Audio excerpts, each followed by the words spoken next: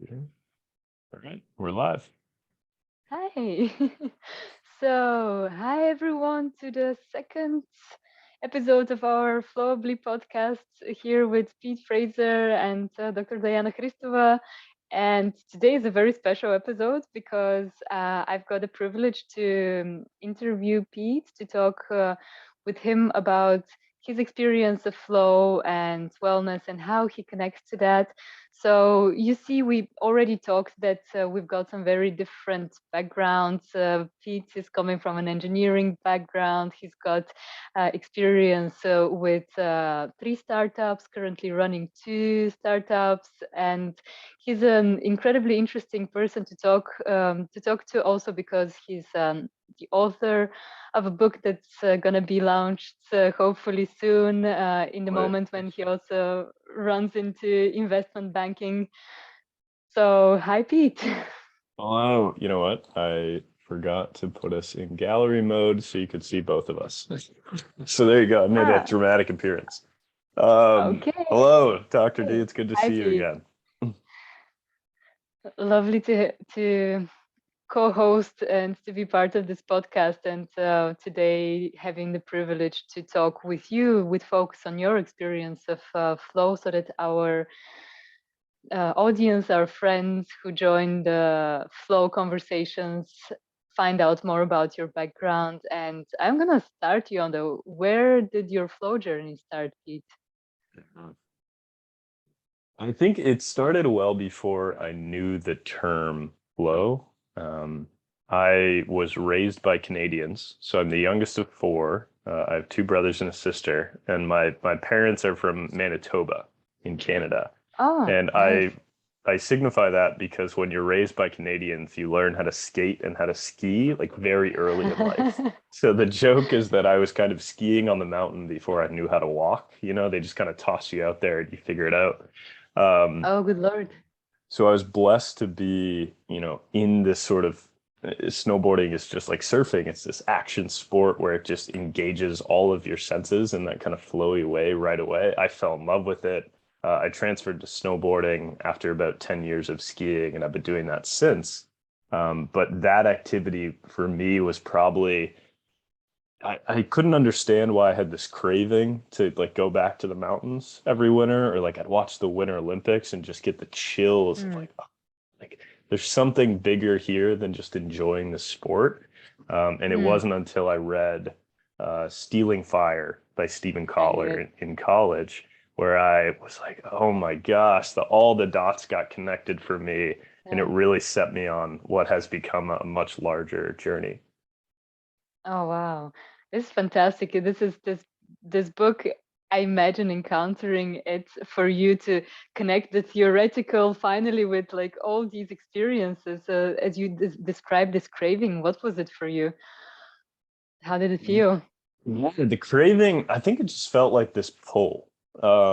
It felt like a pull outside of my body, a sort of like a calling, maybe you could call it, of I've talked to hikers about a very similar thing where if you spend too much time, like a couple seasons away from the mountains, you feel really pull inside your body to go back, and it's almost this release of pressure once you get out there. Like you're taking the chairlift up to the mountain, or maybe you're on a drive to go into the woods to go hiking, and the air Mm, around you, it's like your body reconnects. It's like a coming home feeling. yeah, yeah. Coming back home to flow, right? Mm-hmm. Mm-hmm. And what's this first moment of arriving for you in the woods? I'll say How does it feel? I'll say the feeling is really dominated by it's kind of like I don't want to keep using analogies, but when you drop onto a run for the first time and you get, you drop everything else that you're carrying in your mind. Because I think that for Uh-huh. me, a lot of the times my mind is going to light speed all the time. There's all these different thoughts and ideas and issues that are bouncing around in there. And when I can get onto the hill, or when I can maybe even enter a hike, uh, Mm. all of that goes away. And it's not because I'm sitting there and consciously meditating or focusing on my Mm, breath. It's mm, activity driven and it's fantastic for that reason. And then the dopamine rush starts to come, and then all these factors to where for the rest of the day, I'm just in this state where it feels like no time is passing at all, but I'm just having an absolute blast either by myself or with friends. mm. This is very interesting because you said like this dopamine rush, and we know exactly from flow literature, perfectly summarized by Stephen Kotler, for example, in his books, that we've got pretty much all pleasure, rewarding, and also healing, even brain chemistry activated. So we've got like five of the most potent brain chemistry um, hormones released. So what you're describing is this. It makes sense. I'm just like reconnecting your experience with you saying that when you read the book, you were like, ah.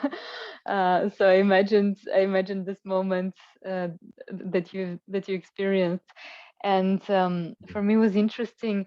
Um, when you said that you experienced then the flow either by yourself or with a group, what are the differences? How does being in flow by yourself feel as opposed to being in a flow with a group? I don't want to take this off the rails too quickly. Actually, when you asked me that question, psychedelics came to mind. So Okay, okay, I'll try to draw this parallel real quick. But I right, think when I'm by myself yeah, snowboarding, it's really an internal experience, even though I'm going down a mountain through crowded people. I just get to focus so much on like how am I turning? It's all my senses are like fully engaged. And I'm not thinking about other people in the way that I am when I'm with other people. So I'm still in that flow state when I'm mm-hmm, like snowboarding with friends, but all of a mm-hmm, sudden there's just like a couple more things you have to pay attention to. So maybe you're paying less attention to your sensory experience, mm-hmm, and more attention to like, oh, like where are my friends at? Like looking for them. Um, mm-hmm, so I don't know. Both are kind of activating that flow state, but I guess what's happening inside versus a little bit keeping my consciousness outside. And funnily enough, I would say it's the same thing with the psychedelic experience of mm-hmm, a lot of the time that I've taken psychedelics, I'll put on I'll do it like they do in clinical trials. So you put on a right, sleep mask, you lay down, you make sure everything's like safe, you're away from any sharp objects. And then for of course, just 6 hours, you're just hanging out like in darkness, and it's very internal. But then if mm. you're, maybe in college, you drop acid and you go on a walk with your friends through a park, Oof. that just there's so much going on around you. There's this huge sensory experience outside of yourself. So your consciousness isn't maybe as focused inside.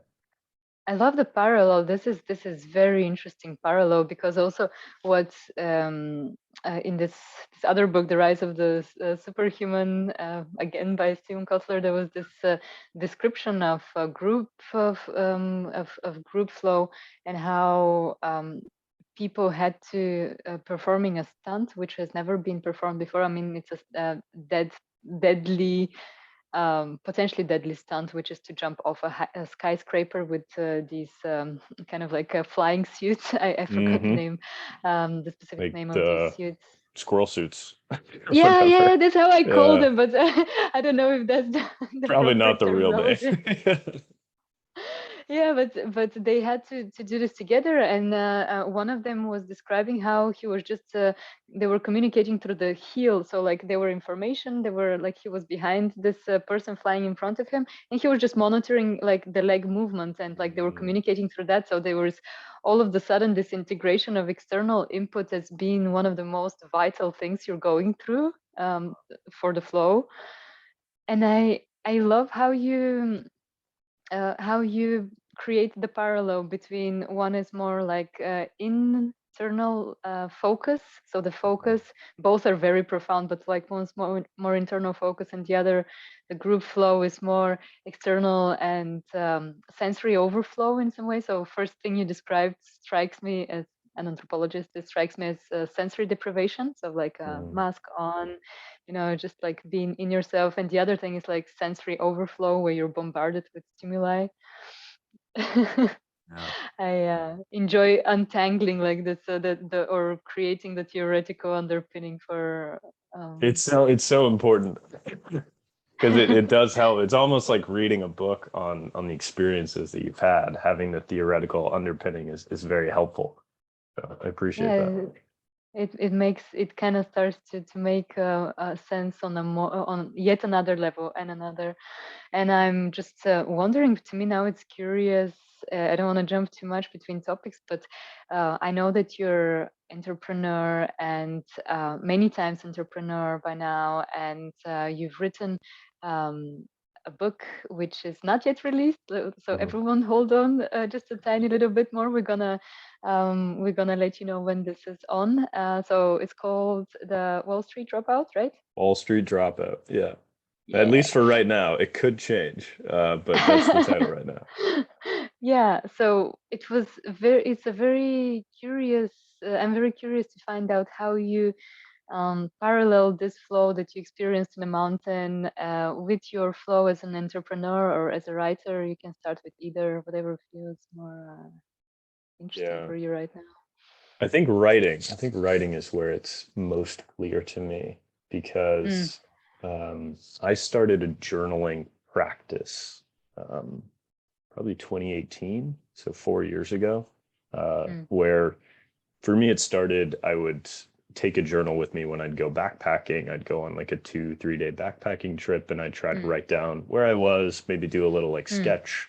And then I just, because at the time, even though I didn't have the language for it, I was in a flow state. I think that after I came out of that, I just had this like waterfall of ideas and like insights of myself. And it was this amazing time mm, for me to reflect and get all that down in writing before my brain like threw it away.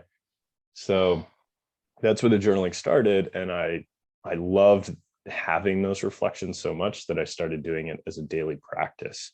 And mm, for me, I don't like fully understand the definition of cathartic, but I do believe this was like a cathartic experience for me of just very relaxing at the end of the day, being able to think through an idea and get it down on paper. And then after mm, 3 years of this journaling, um, to where I was kind of entering this mini flow state every night. I was just putting everything aside. I was letting that weight off myself. And I was kind of entering this, you know, I don't, I don't want to get too deep into this. I feel like I'm repeating No, myself, please but do. No, no, you're not. By all means, the, please just deep dive.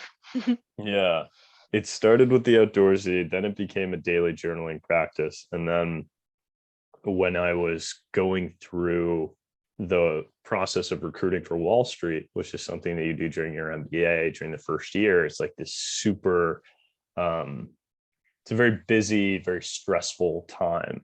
And I Mm, didn't have, through that, I barely had any time to kind of reflect on mm, what I was really doing. You're moving so fast that mm, sometimes you lose the ability to make sure this is really where I want to be.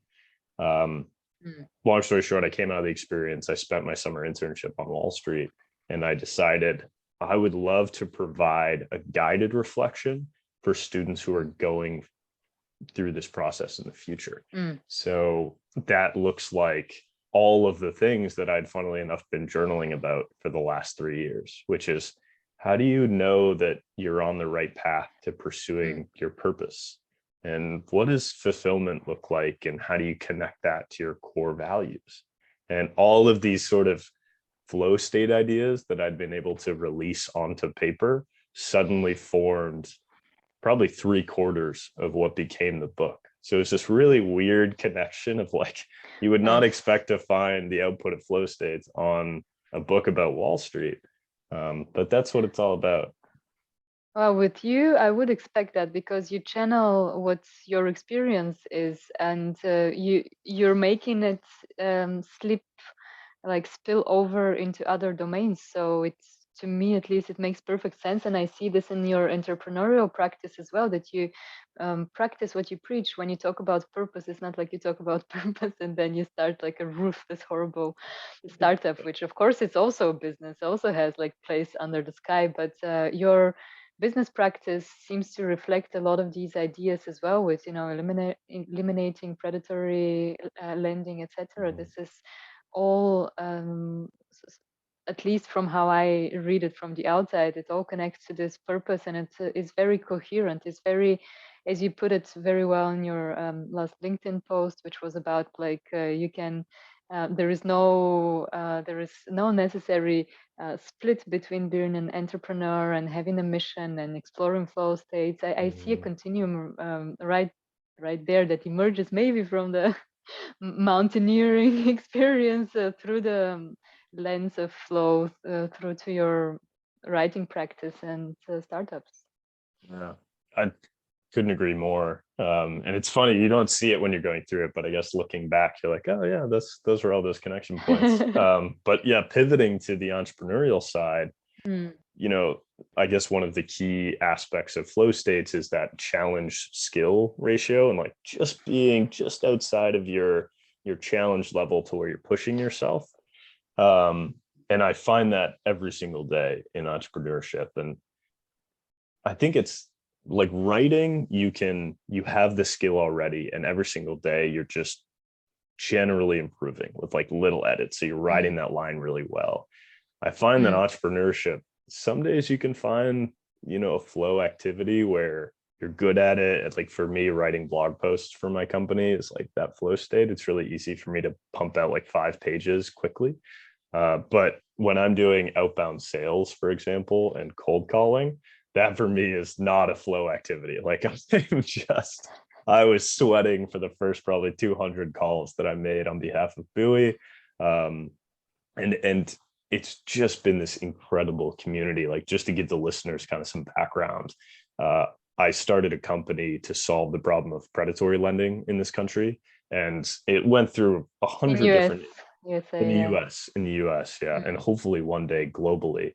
Um, Part of the accelerator that Dayana and I are part of, actually, there's a global audience of founders, obviously European and US here, but there's some folks actually in Africa right now, like in Nigeria and in Ghana, who are trying to solve these problems for folks on the ground there. And anyways, you find these amazing connections, and mm, mm, I'll say that it's been, while it hasn't been like the most profitable journey, which I think is how mm, most people track startups, is sort of this like, how mm, profitable are you? What's your growth? What's your ARR? That sort of thing. Are you scaling? Are you fundraising?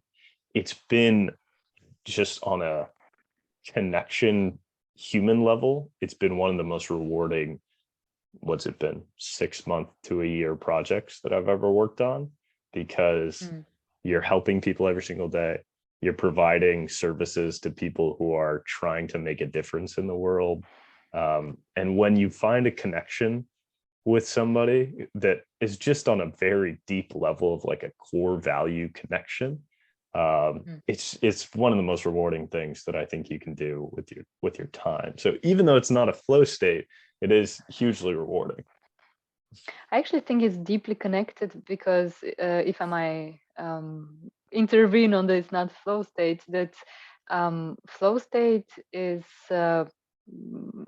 seen by many as just a connection between difficulty and skill at a certain time, so that it's the difficulty is just slightly beyond your skill level, so that you drive forward and push you forward. But many people, a fair amount of people are aware that flow is not just beautiful things emerging in the world and like pleasure and meaning spreading all over, but it can be used. You can have, if you're a professional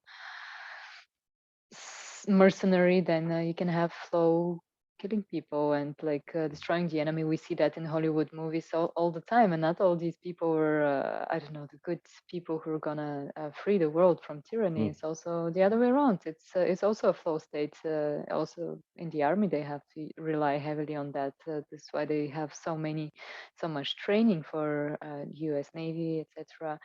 So anyway, flow state is ambiguous. It doesn't necessarily mean that it brings something good into the world, but what you um, point out here points to the other aspect of flow, like where it emerges from, like if it emerges from the deeper meaning that you sense, that I personally find, but this is just a personal opinion, I personally find that this is the right flow that helps you grind through these 200 cold calling for people who are not in entrepreneurs. This is just like calling, or like you can be emailing people who are not yet clients, and you're offering them your service in one way, and it's profoundly intimidating because you know your service to be important, but like you're it's initially might feel like very like you're asking for someone to pay attention to you and to start paying you. But I find that your flow is like really mighty and meaningful, and supports you on this not easy journey. Hmm. Yeah, I'll just kind of wrap the point up by saying, if you're thinking about starting a company, and I'm glad that I learned this by my second one, so I can take it forward into future entrepreneurial activities. But if you're thinking about starting a company, I do think you should connect it to your core values and to a mission that you want to serve that lies outside of yourself. Because when you're cold calling people, everything inside of you is screaming, "Oh my gosh, this person's gonna hate me. They're gonna say no." Like you're fighting all the human instincts of like being vulnerable with a stranger. And when you can Mm, be vulnerable while trying to really help people around you, right? Your community or the global community, and solve a problem, I think it makes it less hard for you, and it makes it easier also for the other person to say, yeah, it's like, let's talk about ending predatory lending for 10 minutes. Like, let me learn what I can do to help. So it makes it a lot easier on that front. now this is fantastic because here you're touching upon, if we go into some technical terms already, you know, it's your purpose, your sense of purpose actually reduces the difficulty of doing that. And I cannot agree more, because then it like shifts the flow channel upwards so that you can tackle more complicated, more difficult tasks actually. So it totally makes sense. And I loved it when you said, like, there's another sense that I got from what you said, that you connected to people with similar core values. How is that? How have you brought that into connection with feeling flow? What did that mean for you? How did it feel?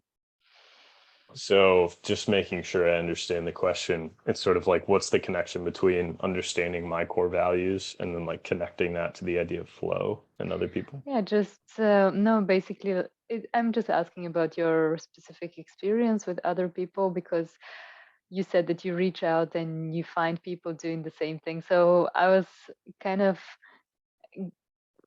wondering if if it's connected to some sort of a feeling of group flow, like, you know, your feeling of solidarity and being on the same journey. But this is not, I mean, I didn't want to ask the question this way because it already suggests a lot. But like, let's see this interview as thinking out loud about Mhm. emerging ideas, if that's okay with you. Yeah.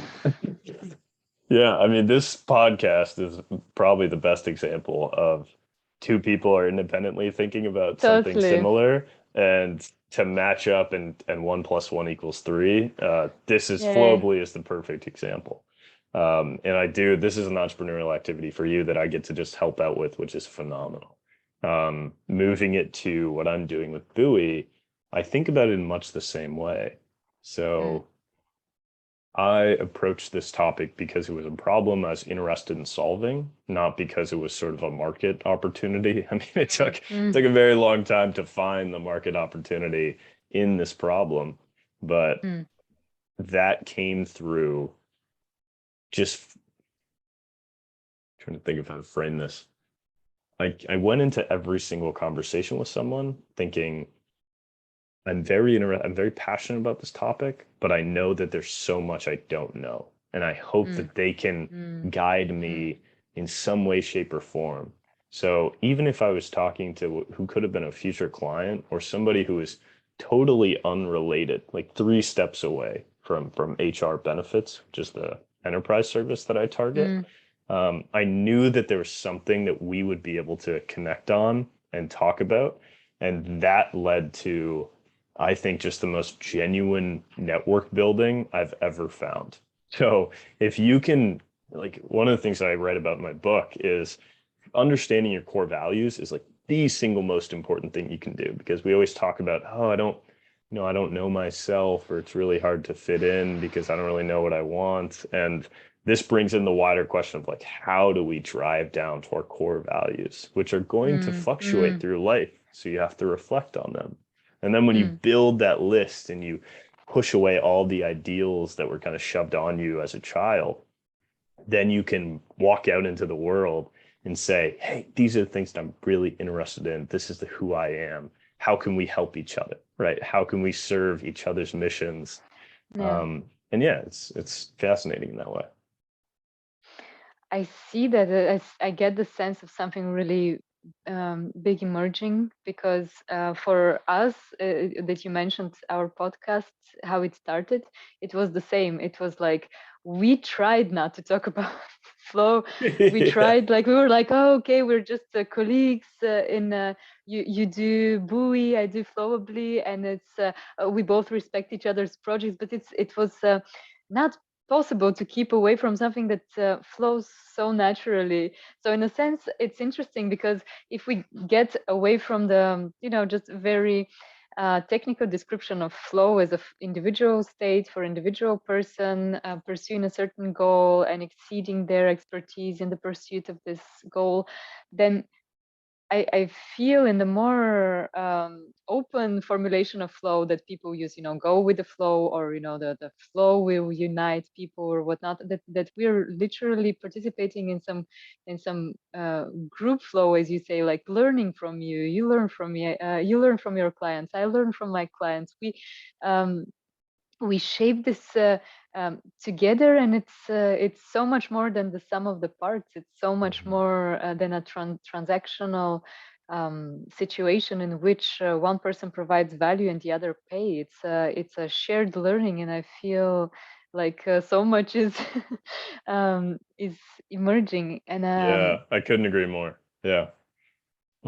this is fantastic because your story provides an incredible way of connecting the dots. Maybe like you reflected on it now, just in a second, a bit backwards. But this is also like the value of interviews. They we call them in science, we call them second person methods, because it is not first person like you talking just about your experience. It's not third person, me observing you doing Mhm. your behavioral making a behavioral observation of you, but it's kind of like a this second order cybernetics of connection that bootstraps itself in unexpected ways, and things emerge Yeah. um, out of this. So I sense that you're applying this on multiple levels throughout your mountaineering, throughout writing and communicating, because you write still for people, that very specific people that you communicate to, and then also your entrepreneurial journey.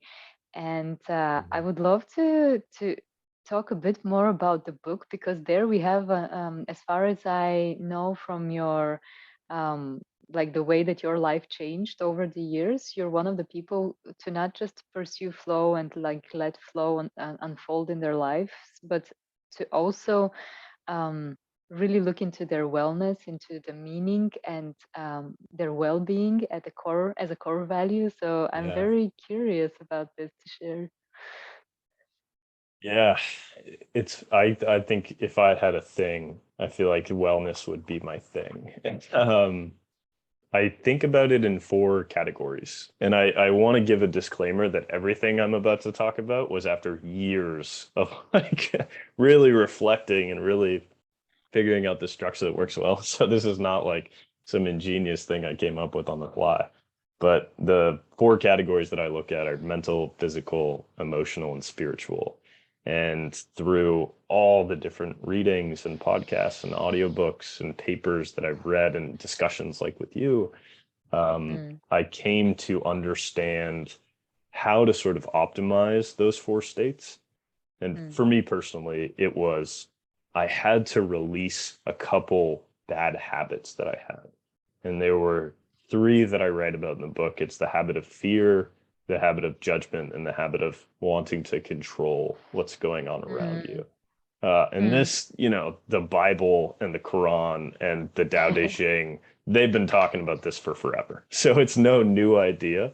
But I think as we get older, as we come upon new experiences, we can really understand how those three forces shape our Mm. wellness, probably more than most other factors. Yeah, this is uh,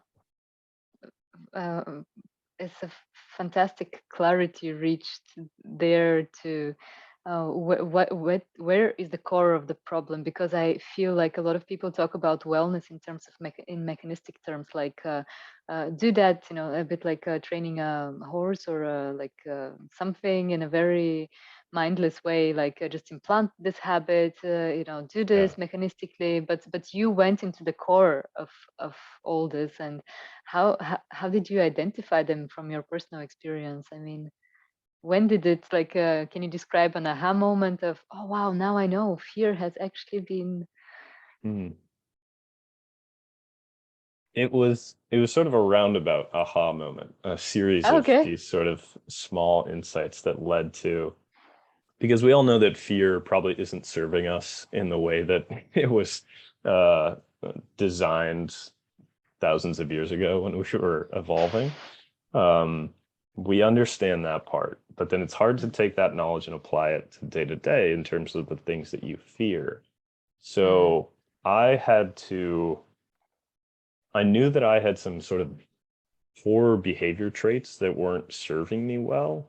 Mm. Um, One of those things was I had a real kind of attachment. I had a need for attachment in my life. And that Mm. played out in a lot of negative ways, like specifically in a lot of my relationships. I would create Mm. one-way Mm. attachments in relationships, and then like completely cut off any feelings that I had. So make it like a Mm. one-way street to serve this core need that I had based on the Mm. fear of being like forgotten or abandoned or whichever. And psychology does a good job of helping us understand that a lot of this comes from Mm. your childhood. So you can Yeah, reflect on these things attachment and theory. come up with a Mm. list. And what I had to do was first understand fear's not serving me, then understand what are the things that I really fear, like at a core level, not just like have anxiety about the test I'm going to take at school. Mm. Like, what are the outcomes that you're fearing of, like, Mm. is somebody going to get mad at me if I get that grade?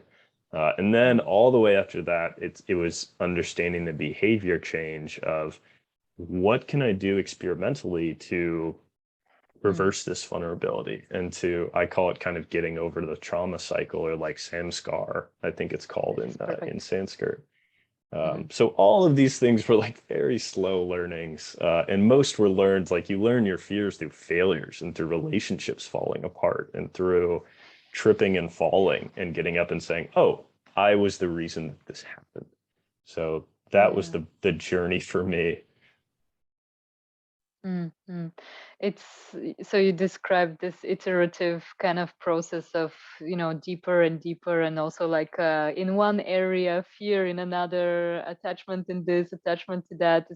I love it because we were talking with you in the pre-conversation we had. Like, by the way, I want to calm down our listeners that this is not our last conversation with Pete directly. We're gonna have each 4 sessions. We're gonna have another conversation with each other to do a recap of what we've learned throughout our guests on the Mhm. podcast so far. So we're just iteratively gonna go deeper and deeper and with different examples.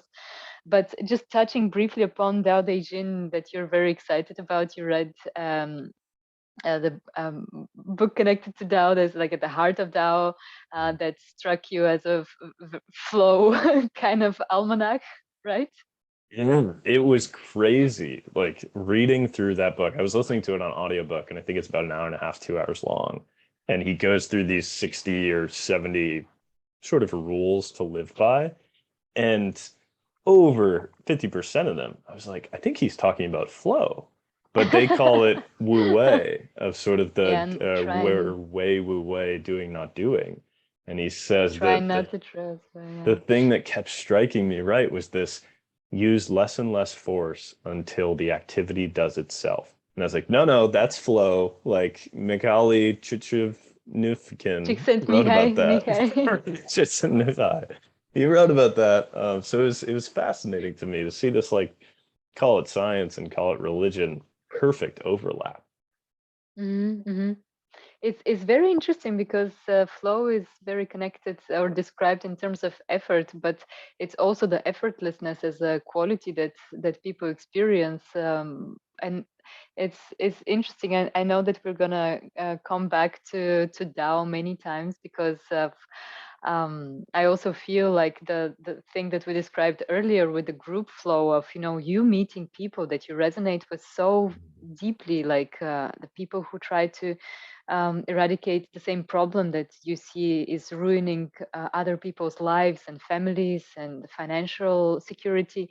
On the one hand, it's also like this almighty flow that is, there are myriads of manifestations. Like my background is more in Tao philosophy rather than Tao religion.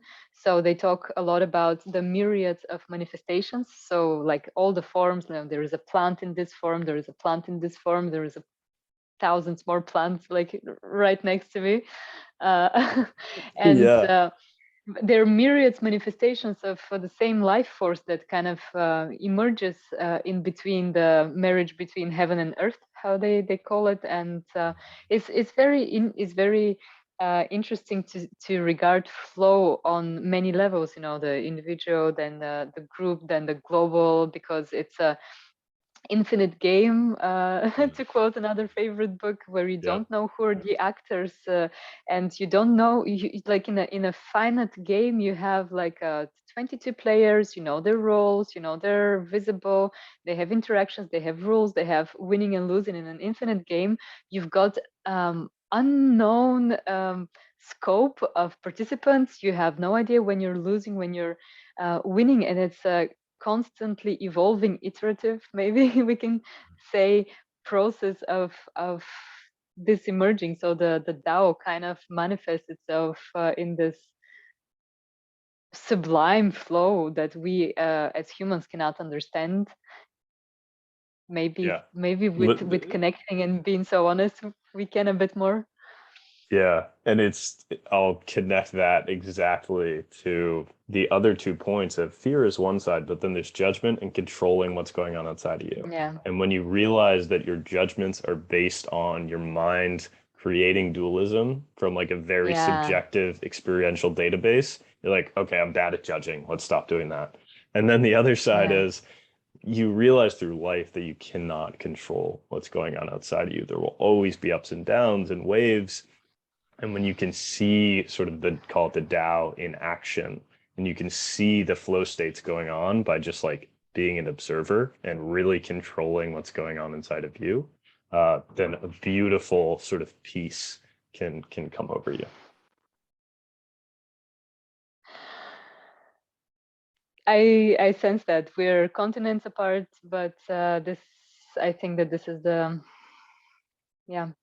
feeling of peace is contagious as well. And I hope that today we also managed to touch whoever needed to hear that, and we'll keep flowing. And I thank you so much for the fantastic flow, Pete. Like it's an amazing, it's a beginning of an amazing journey. And knowing what we can control and cannot, like time is one. And I know you're off to other beautiful creation initiatives now. But maybe to recap for our listeners, today we went, that I sense, like really deep into the core values and core feeling of flow, like for through Pete's story, through your experiences, but also just for the connection that we all experience together, and it matters so much to us.